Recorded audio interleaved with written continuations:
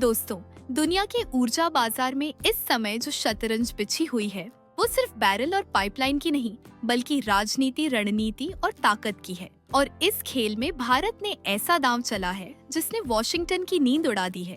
एक तरफ रूस भारत के समर्थन में खड़ा होकर अमेरिका की कंपनियों द्वारा ऑपरेट की जाने वाली सीपीसी पाइपलाइन को बंद करने की धमकी दे रहा है, तो दूसरी तरफ अमेरिका भारत पर टैरिफ लगाने की बात करके खुद अपने पैरों पर कुल्हाड़ी मार रहा है। सोचिए, सिर्फ एक दिन में अमेरिका की शेयर मार्केट से $1 ट्रिलियन से ज्यादा का सफाया हो गया। और ये तो सिर्फ ट्रेलर है, असली फिल्म अभी बाकी है।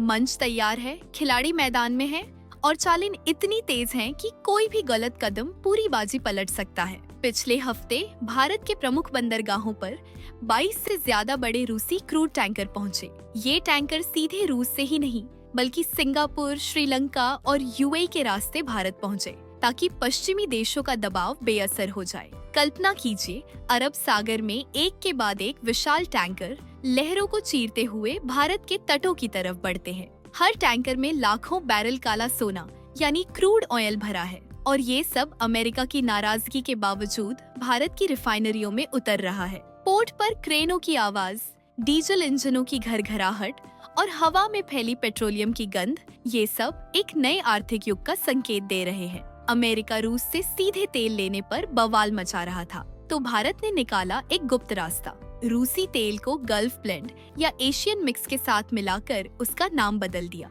तेल वही, लेकिन कागजों पर पहचान बदल गई। अब अमेरिका चाहकर भी साबित नहीं कर सकता कि ये तेल रूस से आया है। रिलायंस और नायरा जैसी कंपनियां आराम से रूस का तेल ला रही हैं, प्रोसेस कर रही हैं और फिर उसे यूरोप तक बेच रही हैं। यहाँ तक कि यूरोप, जिसने रूस से सीधे तेल खरीदने पर प्रतिबंध लगाया था, वही तेल भारत से खरीद रहा है, बस नाम बदलकर। सीपीसी पाइपलाइन यानी कैस्पियन पाइपलाइन कंसोर्शियम रोजाना 12 लाख बैरल तेल यूरोप पहुंचाती है।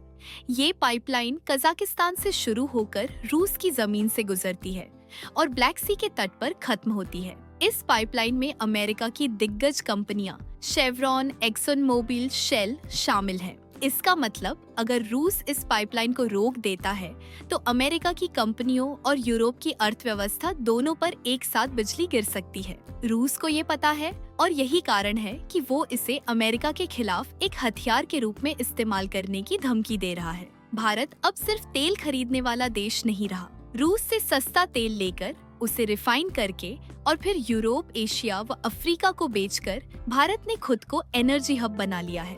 इससे भारत को 3 फायदे मिल रहे हैं। सस्ता ईंधन, जिससे घरेलू महंगाई पर काबू रहता है। एक्सपोर्ट से कमाई जो अरबों डॉलर में है। राजनीतिक ताकत, जिससे दुनिया भारत की ओर देखने पर मजबूर है। अमेरिका और यूरोप दोनों को ये एहसास हो चुका है कि भारत अब ऊर्जा बाजार में अनदेखा किया जाने वाला खिलाड़ी नहीं है। अमेरिका ने भारत को चेतावनी दी, लेकिन नतीजा उल्टा निकला। डाउ जोन्स, नास्डैक, S&P 500 जैसे इंडेक्स गिर गए और निवेशकों का भरोसा डगमगा गया। कारण साफ है, भारत को दबाना अमेरिका के लिए खुद के आर्थिक नुकसान का सौदा है। ये पहला मौका नहीं है जब भारत ने तेल के खेल में बड़ी चाल चली हो। 1970 के दशक में भी जब अरब देशों ने तेल के जरिए पश्चिम को घुटनों पर ला दिया था, भारत ने अपने रिश्तों के दम पर सप्लाई बनाए रखी थी। आज का भारत और भी ताकतवर है और इस बार रूस जैसे स्थायी साथी के साथ मैदान में है।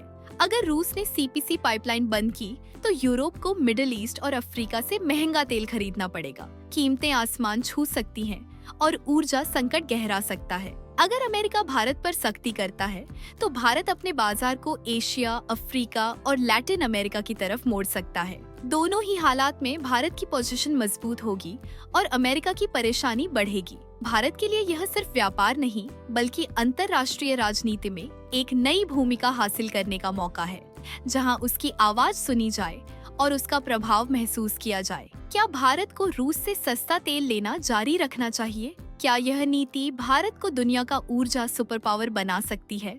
और क्या अमेरिका इस खेल को रोक पाएगा या फिर उसे मानना पड़ेगा कि भारत अब खेल के नियम लिख रहा है? दोस्तों, यह कहानी सिर्फ बैरल और कीमतों की नहीं है। ये कहानी है ताकत, रणनीति और उस नए विश्व संतुलन की जिसे भारत आकार दे रहा है। भारत ने साबित कर दिया है कि वह सिर्फ एक ग्राहक नहीं, बल्कि एक ऐसा खिलाड़ी है जो खेल के नियम बदल सकता है। भविष्य की ऊर्जा राजनीति में भारत का नाम सोने के अक्षरों में लिखा जाएगा। जय हिंद।